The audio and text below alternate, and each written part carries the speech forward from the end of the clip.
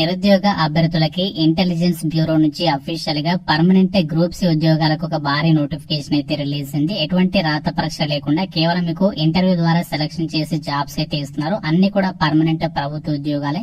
చేరగానే మీకు ఈ ఉద్యోగాలకి 80,000 కి పైగా మనకి స్టార్టింగ్ సాలరీ అనేది వస్తుంది. Andhra Pradesh and Telangana male and female candidates యొక్క రిక్రూట్మెంట్ కి ఆన్లైన్ లో అప్లై చేసుకోవచ్చు. భారీ స్థాయిలో గ్రూప్ సి రిక్రూట్మెంట్ అయితే జరుగుతుంది. సో చాలా ఏళ్ల తర్వాత ఈ యొక్క సంస్థ నుంచి ఈ యొక్క ఉద్యోగాలకి నోటిఫికేషన్ అయితే రిలీజ్ చేశారు. రిక్రూట్మెంట్ కి సంబంధించి కంప్లీట్ డీటెయిల్స్ ని మీకు క్లియర్ గా ఎక్స్ప్లెయిన్ చేస్తాను. మీరు వీడియోని ఎక్కడ కూడా స్కిప్ చేయకుండా చివరి దాకా చూసేసి రిక్రూట్మెంట్ కి మీకు ఎలిజిబిలిటీ ఉన్నట్లయితే అప్లై చేసుకోండి. వీడియో చూసినటువంటి అభ్యర్థులకి ఒకే ఒక చిన్న రిక్వెస్ట్. సో చాలా మంది వీడియో చూస్తున్నారు, అప్లై చేసుకుని వెళ్ళిపోతున్నారు కానీ లైక్ చేయలేదు. మీరు ఇచ్చేటువంటి ఒక చిన్న లైక్ మాకు ఎంతో సపోర్ట్ అండ్ ఎంకరేజ్మెంట్ ఉంటుంది. మేము కూడా హ్యాపీగా ఫీల్ అవుతాం కాబట్టి తప్పనిసరిగా వీడియోని లైక్ చేసి వెంటనే మీ ఫ్రెండ్స్ కి అయితే షేర్ చేయండి. ఛానల్ ని ఫస్ట్ టైం చూస్తున్న వాళ్ళు సబ్స్క్రైబ్ చేసుకోండి.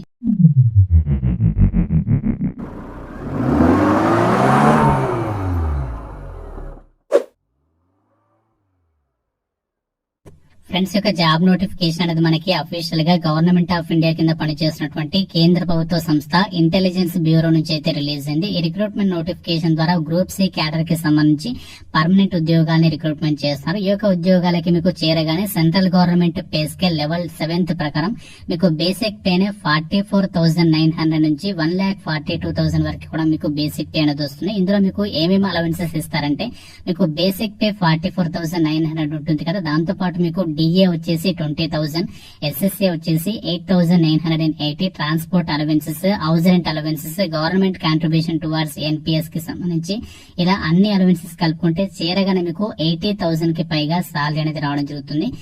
Top class central government jobs గా అయితే చెప్పొచ్చు. వీటిని మీకు అడిషనల్ గా చాలా రకాల లీవ్స్ అండ్ అలాగే మెడికల్ ఫెసిలిటీస్ అండ్ అలాగే ఇన్సూరెన్స్ కి సంబంధించి మీకు చాలా రకాల బెనిఫిట్స్ అనేవి పొందొచ్చు అని చెప్పేసి ఇక్కడ జాబ్ డీటెయిల్స్ లోనే క్లియర్ గా ఇచ్చారు.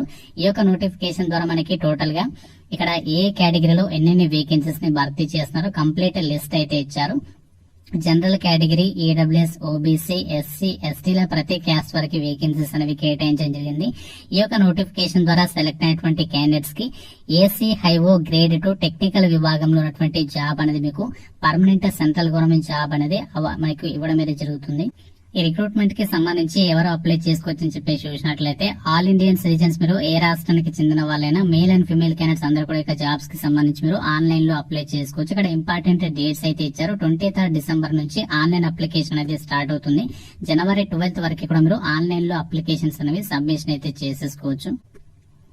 ఈ యొక్క గ్రూప్ సి ఉద్యోగాలకి అప్లై చేయడానికి మీకు ఉండాల్సినటువంటి ఏజ్ లిమిట్ విషయానికి వచ్చినట్లయితే January 12th, 2024 నాటికి మీకు మినిమం ఏజ్ 18 years అయితే ఉండాలి. జనరల్ వాళ్ళైతే 27 years వరకు అప్లై చేసుకోవచ్చు. ఓబీసీ వాళ్ళైతే 30 years, ఎస్సీ ఎస్టీ వాళ్ళైతే 32 years వరకు కూడా అప్లై చేసుకోవడానికి ఛాన్స్ అనేది ఉంటుంది. ఫ్రెండ్స్, రిక్రూట్మెంట్ నోటిఫికేషన్ కి అప్లై చేసుకోవడానికి మీకు ఉండాల్సినటువంటి ఎడ్యుకేషనల్ క్వాలిఫికేషన్స్, విద్యా అర్హత విషయానికి వచ్చినట్లయితే ఎవరైతే బీఈ ఆర్ బీటెక్ అనేది కంప్లీట్ చేస్తున్నారో సంబంధిత డిపార్ట్మెంట్లలో వాళ్ళ యొక్క వేకెన్సీస్ కి సంబంధించి అప్లై చేసుకోవచ్చు. ఈ యొక్క నోటిఫికేషన్ ద్వారా మనకి ఎలక్ట్రానిక్స్ అండ్ కమ్యూనికేషన్ కి సంబంధించి, కంప్యూటర్ సైన్స్ అండ్ ఇన్ఫర్మేషన్ టెక్నాలజీకి సంబంధించి విభాగాల్లో వేకెన్సీస్ ని రిక్రూట్మెంట్ చేస్తున్నారు. అయితే మీరు బీటెక్ అనేది ఎలక్ట్రానిక్స్ లో గానీ, లేదంటే ఎలక్ట్రానిక్స్ అండ్ టెలికమ్యూనికేషన్ గానీ, ఎలక్ట్రానిక్స్ అండ్ కమ్యూనికేషన్ లేదా ఎలక్ట్రికల్ అండ్ ఎలక్ట్రానిక్స్ లేదంటే information technology, computer science, computer engineering, computer science and engineering ఈ యొక్క విభాగాల్లో మీరు ఆ యొక్క బీటెక్ డిగ్రీ అనేది కంప్లీట్ చేసి ఉండాల్సి ఉంటుంది. దాంతో పాటు మీకు తప్పనిసరిగా graduate aptitude test in engineering gate 2021 గానీ 22 ఆర్ 23 కి సంబంధించి గానీ మీరు తప్పనిసరిగా క్వాలిఫై అయి ఉండాలి అని చెప్పేసి ఇక్కడ జాబ్ డీటెయిల్స్ లోనే మెన్షన్ చేస్తున్నారు. ఈ యొక్క క్వాలిఫికేషన్స్ మీకు ఉన్నట్లయితే ఈ యొక్క రిక్రూట్మెంట్ కి మీరు అప్లై చేసేసుకోవచ్చు. ఎటువంటి ఎక్స్పీరియన్స్ అయితే అడగట్లేదు. మీకు క్వాలిఫికేషన్స్ ఉండి ఆ యొక్క ఎలిజిబిలిటీ ఉన్నట్లయితే రిక్రూట్మెంట్ కి మీరు అప్లై అయితే చేసేసుకోవచ్చు. ఈ రిక్రూట్మెంట్ కి సెలక్షన్ ప్రాసెస్ విషయానికి వచ్చినట్లయితే ఎటువంటి ఎగ్జామినేషన్ అయితే ఉండదు. కేవలం మనకి గేట్ స్కోర్ ని ఆధారంగా చేసుకుని అభ్యర్థుల్ని షార్ట్ లిస్ట్ చేసేసి రిక్రూట్మెంట్ కి ఇంటర్వ్యూ అనేది కండక్ట్ చేసి సెలక్షన్ చేస్తారు. గేట్ స్కోర్ వచ్చేసి మనకి 1000 మార్క్స్ కి అయితే కన్సిడర్ చేస్తారు. ఇంటర్వ్యూ వచ్చేసేమో 175 మార్క్స్ కి సంబంధించి ఇంటర్వ్యూ అయితే ఉంటుంది అని చెప్పేసి ఇక్కడ జాబ్ డీటెయిల్స్ లోనే మెన్షన్ చేయడం జరిగింది. ఈ రిక్రూట్మెంట్ కి సంబంధించి అప్లికేషన్ ప్రాసెస్ విషయానికి వచ్చినట్లయితే ఆన్లైన్ లోనే అప్లై చేయాలి. ఎవరైతే మేల్ క్యాండిడేట్స్ ఉన్నారో general, EWS, OBC candidates recruitment processing fees తో పాటు ఎగ్జామినేషన్ ఫీజు 100 రూపీస్, టోటల్ గా 200 రూపీస్ అనేది పే చేయాలి. సో మిగతా క్యాండిడేట్స్ అయితే కేవలం రిక్రూట్మెంట్ ప్రాసెసింగ్ ఛార్జెస్ 100 రూపీస్ అనేది చెల్లిస్తే సరిపోతుంది. ఫ్రెండ్స్, ఒక జాబ్స్ కి సంబంధించి అప్లికేషన్ ప్రాసెస్ విషయానికి వచ్చినట్లయితే ఆన్లైన్ లో మాత్రమే మనము అప్లై చేయాల్సి ఉంటుంది. ఇక్కడ general instructions for online application అని చెప్పేసి మెన్షన్ చేస్తూ కంప్లీటెడ్ డీటెయిల్స్ ఇచ్చారు.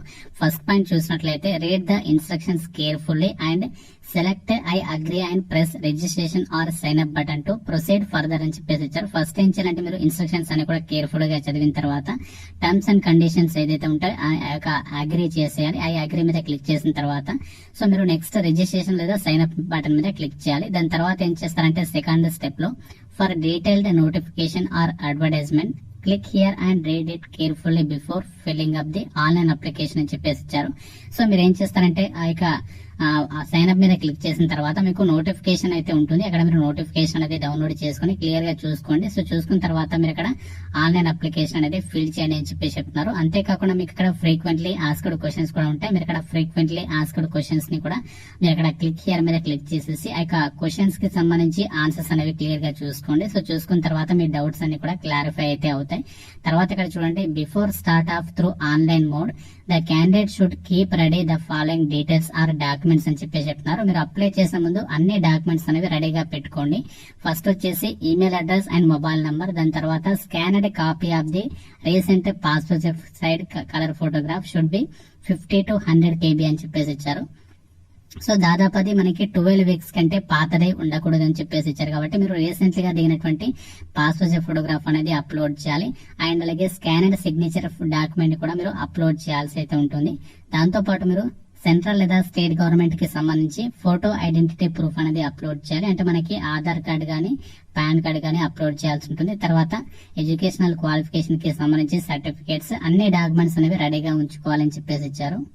సో ఇలా మీరు అన్ని డాక్యుమెంట్స్ క్యాస్ట్ సర్టిఫికేట్స్ తో సహా అన్ని డాక్యుమెంట్స్ అనేవి రెడీగా పెట్టుకున్న తర్వాత మీకు ఇక్కడ వెబ్సైట్ లోనే హౌ టు అప్లై అని చెప్పేసి అయితే ఉంటుంది. మీరు ఇక్కడ ఫస్ట్ రిజిస్ట్రేషన్ అనేది కంప్లీట్ చేసిన తర్వాత మీరు ఇక్కడ లాగిన్ అయితే అవ్వాలి. సో లాగిన్ అయిన తర్వాత మీకు మిగతా డీటెయిల్స్ అయితే చూపిస్తుంది. మిగతా పర్సనల్ డీటెయిల్స్, ఎడ్యుకేషనల్ డీటెయిల్స్, అలా అన్ని డీటెయిల్స్ అనేవి మీరు ఫిల్ చేసేసి అప్లికేషన్ అనేది సబ్మిషన్ చేస్తే సరిపోతుంది. సో ఫీ ఉన్నటువంటి క్యాండిడేట్స్ ఫీ అనేది పే చేసేసి అప్లికేషన్ అనేది సబ్మిషన్ చేయాల్సి ఉంటుంది. మీరు మొబైల్ త్రూగానే యొక్క ప్రాసెస్ అంతా కూడా కంప్లీట్ అయితే చేసేసేయచ్చు.